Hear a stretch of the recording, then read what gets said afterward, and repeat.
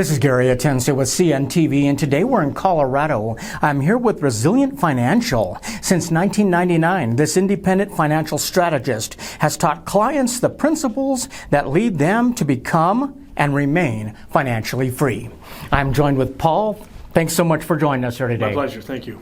Let's talk a little bit about yourself. You're a speaker, educator, financial consultant. You were formerly educated at the University of Minnesota. You have decades of experience with families, retirees, business owners, really teaching them the financial security aspect of what's to come. The turn of the century, you actually witnessed for yourself as you've seen your own parents as they were in retirement.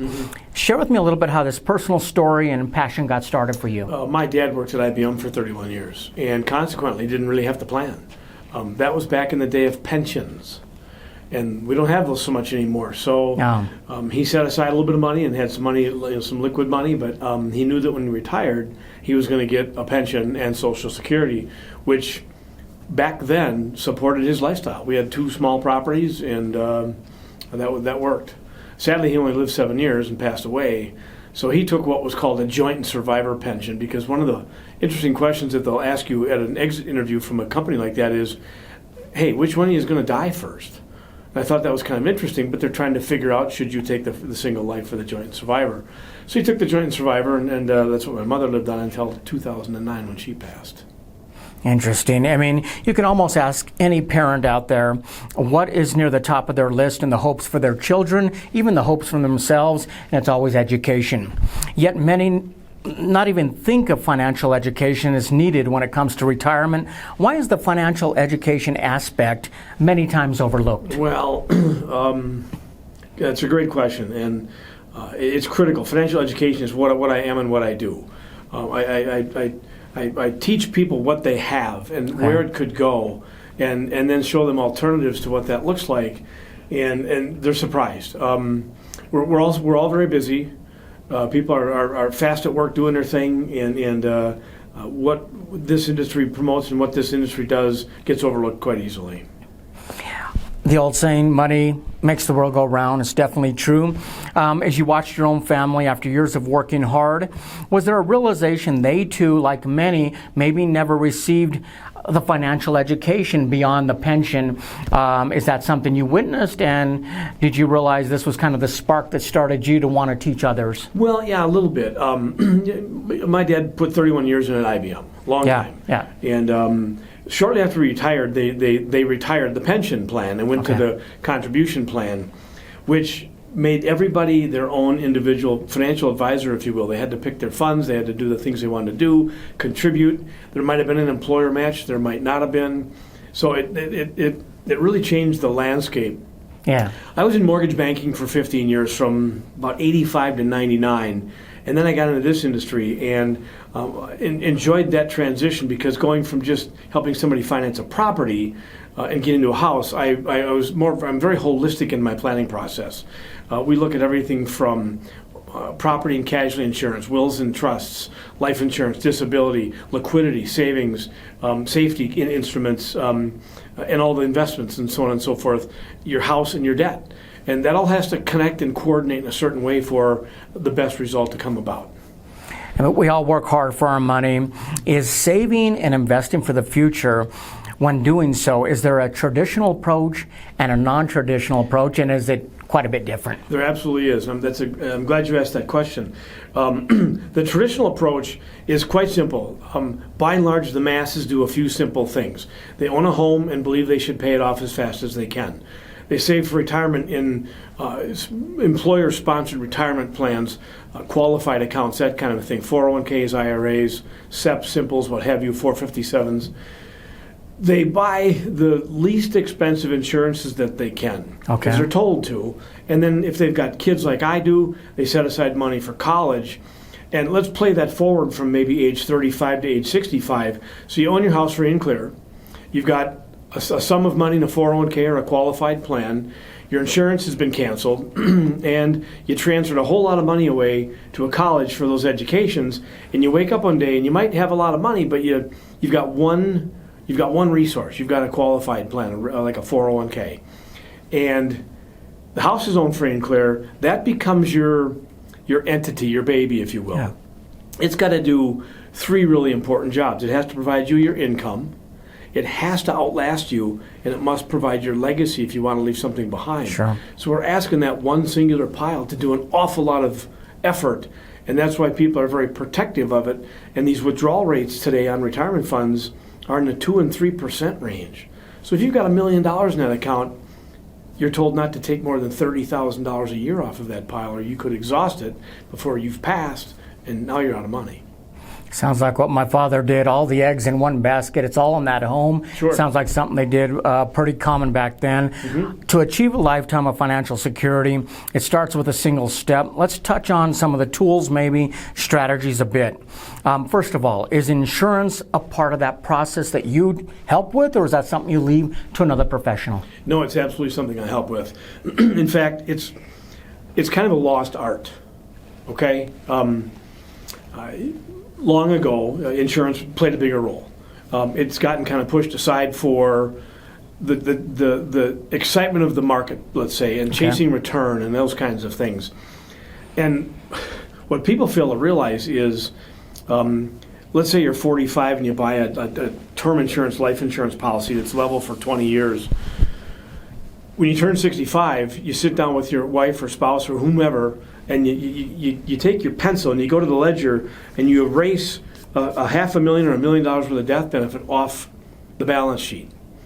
And that can be dangerous, because if you've got the pile of money parked next to a permanent insurance contract, the view of this pile changes dramatically, because you know, if you're spending through this pile and you get down pretty far and you're getting older and you pass, your wife is going to be replenished by that death benefit.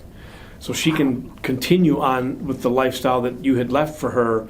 If that's gone and this is all you have, that doesn't exist. I mean, creating these wealth strategies, it requires researching various facets of taxes, wealth, even a person's lifestyle. Is this a very customized approach you take with each one of your clients? I imagine it's not a one-size-fits-all. It's absolutely not a one-size-fits-all. Everybody comes to the table with a different database, okay, a different set of data points. Yeah. And the key is, do they have kids that are pre-college? Are they post-college? How long till they retire? Their dreams and wishes and desires, okay? And you mentioned the word tax just a second ago. That's on people's minds. Yeah. The national debt is high. It's cruising along at a high rate of speed, and the fear is the tax rates will go up in the future. And there's really only a few ways to get really tax efficient, and that's what I bring to my clients. Interesting. You yourself have been known to help people increase their income in retirement by 50 to 100%. Can you help the employed and the self-employed in that journey to retirement? I can. I absolutely can. Whether you're a W-2 or a 1099, you're bringing in income to your household. You've got families, and the goal is, it's interesting how it's almost assumed that when you retire, you're going to have this big drop-off in income. Yeah. And the goal is, my objective is, let's try to avoid that. Because when you retire, what do you have on your side for the first time? You've got time on your side. And who wants to take a 30 or 40% haircut just when they've got time to enjoy that wealth? So we really got to be concerned about that. Interesting. So time is of the essence, depends on where you are on that journey, right? Sure. Peace of mind is more than just protecting our loved ones, but really investing our money to provide for us a great future. Where do people begin? I mean, I imagine not all IRAs are alike. Are there advantages in converting some of those or one to another type? And is that something you can help with when you assess? I can help with that. So first of all, I want to be sure, and I refer to the movie Braveheart quite often for some reason.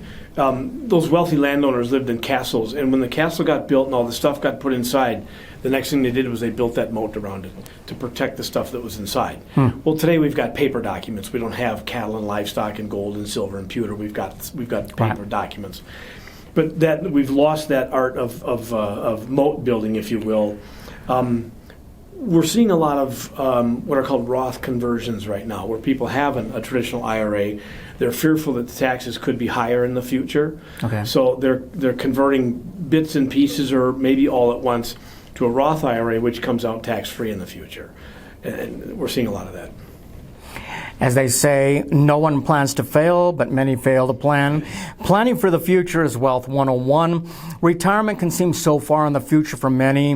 Why is the power of compound interest important when we decide to probably start today or as early as possible? Well, yeah. One of the things I ask people is, when's the best time to plant a tree? 20 years ago. When's the next best time? Today, right? Now, what's interesting is with regard to the exponential yield curve or the compound interest curve, you really only get one of those in your life, and that's back when you're out of college and you're in your early 20s when you save that first dollar. The fallacy is that you'll never need that dollar again, and that there's going to be this magical 30-year upslope from here to some waypoint that's grandiose, millions of dollars. Well, in reality, that's just not how life works.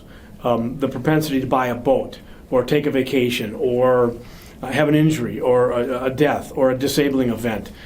So a lot of times those financial plans, if you will, don't finish that way. So we've got to get ahead of that and be smart about what we do. Interesting. My son just started working with United. I was explaining to him how important it is right when he's young, but I wasn't able to explain exactly how it works out in the end. Sure. After evaluating a client's needs, their risks, tolerance, even a time horizon, are you then able to make a recommendation based on their needs? And do you enjoy getting to know your clients and kind of seeing where they're going? Well, of course I do. I love that part. I ask a lot of questions of my clients. Yeah. Because it isn't about me, it's about them. And as they answer those questions, that becomes my job. They're telling me what they want me to do for them. Now, do I make recommendations? I educate in a certain direction and have them go, we should do that, shouldn't we? Or what have you, something along those lines? Yeah, so my clients become my friends, and they're all unique and all have different circumstances. Speaking of asking questions, more than just risk tolerance, you ask the hard questions, like when is a good time to lose money, right? See, think about that for a second. You know, there's these risk tolerance questionnaires that might be 10, 12, 16 questions, and there's some kind of a score. Yeah. And I go, you know what, guys, let me just change that a little bit. Let me ask you this question. When's a good time to lose money? And what do they always say? Never. And then I say, let's go back to your risk tolerance. Therefore, what does that tell you about that? Well, we have virtually none. Yes, that's true. And there's plenty of evidence in the financial world that there's high return and low risk.